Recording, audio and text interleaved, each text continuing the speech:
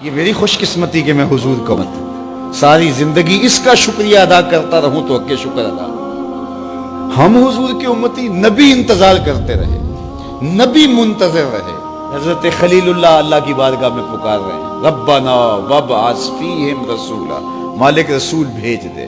کوئی کہتا ہے لیسا بفظ ولا بغلظ، وہ ترشرو نہیں ہوگا، سخت مزاج نہیں ہوگا، ماتھے پہ شکنے لانے والا نہیں ہوگا، وہ پیار بانٹنے والا ہوگا. بس وہ آیا جا رہا. حضرت عیسیٰ نے تو نام بھی بتا دیا نا، مبشرم برسول یاتی من بعد اسمہ احمد. لوگوں میں جا رہا ہوں، چلو نام بھی بتا دیتا ہوں، میرے بعد جو آنے والا اس کا نام احمد ہوگا. نبی انتظار کرتے رہے، 12 نبیوں نے انتظار کیا حضور کی امت میں ہونے کے لیے، تمنا کی. نستورہ راہب انتظار کرتا رہا، بحیرہ راہب انتظار کرتا رہا. شب ہجر کی سختیاں کوئی اس سے جا کے پوچھے، تیری راہ تکتے تکتے جسے صبح ہو گئی. زندگیاں گزار دی انہوں نے. سلمان فارسی کی کہانی سن لو. مجوسی کے بیٹے تھے، حق کی طلب میں نکلے، باپ نے گھر سے نکال دیا. ایک پادری کے پاس جا کے رکے، زندگی بھر اس کی نوکری کی. جب اس کا آخری وقت آیا، اس نے کہا میری تدفین کے بعد غموریا چلے جانا، وہاں کا پادری خدا رسیدہ ہے، تجھے اس سے کچھ مل جائے گا. کہتے میں وہاں سے غموریا آ گیا. پھر اس پادری کی ساری زندگی خدمت کی. جب وہ مرنے لگا تو اس نے کہا کوئی ایسا شخص نہیں ہے جس کے پاس اب میں تجھے بھیجوں، لیکن نبی آخر الزمان کے ظہور کے لمحے آ گئے.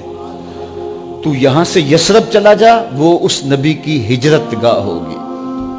تیری زندگی سنور جائے گی، تو نے بڑی محنت کی ہے، بڑی نوکری کی ہے میری.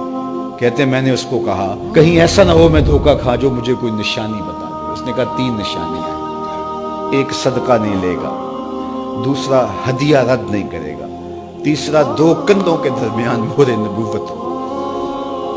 کہتے ہیں میں نے اس کی تدفین کی.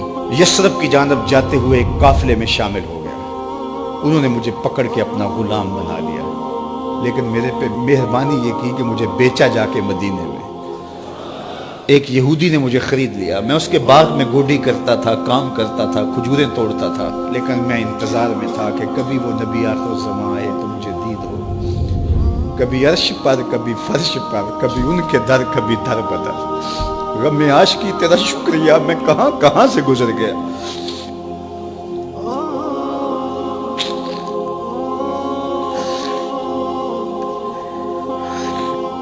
کہتے ہیں ایک دن میں اپنے باغ میں کھجوریں توڑ رہا تھا کہ ہواؤں میں مستی پیدا ہو گئی اور ہر سمت سے طلع البدر علینا کی صدائیں گونجنے لگی. میں سمجھ گیا کہ وہ لمحے آ گئے. میں نے چھلانگ لگا دی اور دوڑ پڑا. میرے آقا نے سمجھا شاید غلام بھاگ گیا. اس نے دوڑ کے مجھے پکڑ لیا. میں نے اس کو کہا کہ میں نوکر تیرا ہی ہوں، لیکن دل نوکر کسی اور کا ہے. میں بھاگوں گا نہیں، مجھے جانے دے. میں کچھ کھجوریں لے گیا تھا صدقے کی نیت سے، جا کے حضور کو پیش کی. آقا کریم نے فرمایا ہم نبی صدقہ نہیں لیتے. کہتے ہیں نشانی ایک پوری ہو گئی. کہتے ہیں کہ میں کچھ دنوں کے بعد اور کھجوریں لے گیا اور میری نیت ہدیہ کی تھی. میں نے پیش کی، حضور نے قبول فرما لی. لیکن میں بھی کہتا تھا تیسری نشانی بھی پوری ہو لے تو پھر مانوں گا. اور وہ کیا تھی؟ 2 کندھوں کے درمیان مہر نبوت.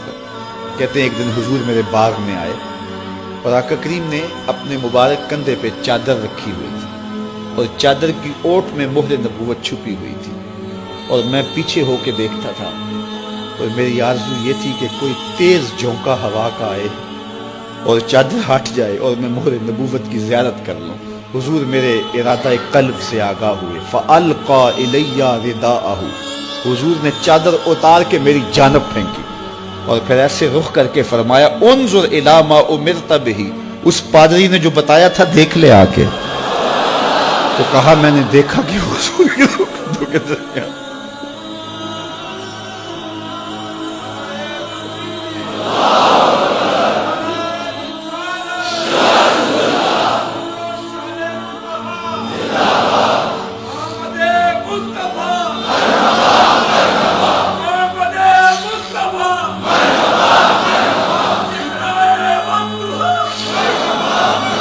شب ہجر کی سختیاں کوئی اس سے جا کے پوچھے، تیری راہ تکتے تکتے جسے صبح ہو گئی. ہم نے تو کوئی انتظار نہیں کیا نا، ہم نے تو کوئی دکھ نہیں سہا، ہم سوئے تھے مقدر جاگ اٹھے. ہمارے والد مسجد سے مولوی صاحب کو بلا لائے. انہوں نے کان میں آ کے کہا مبارک ہو تو حضور کا نوکر بن کے آ رہا. میرے والد گرامی ایک شعر جھوم کے پڑھا کرتے تھے, محمد جانے جانا ہے پیغمبر ہو تو ایسا ہو, رسولوں کی بشارت سے مبشر ہو تو ایسا ہو, امر توقیر کا سب کو موکر ہو تو ایسا ہو, کیا ہم کو غلام ان کا مقدر ہو تو ایسا ہو. میں اپنے مقدر پہ قربان نہ جاؤں, آپ اپنے مقدر پہ نثار نہ جائیں. ہمیں وہ نبی ملا جو نبیوں کا نبی ہے.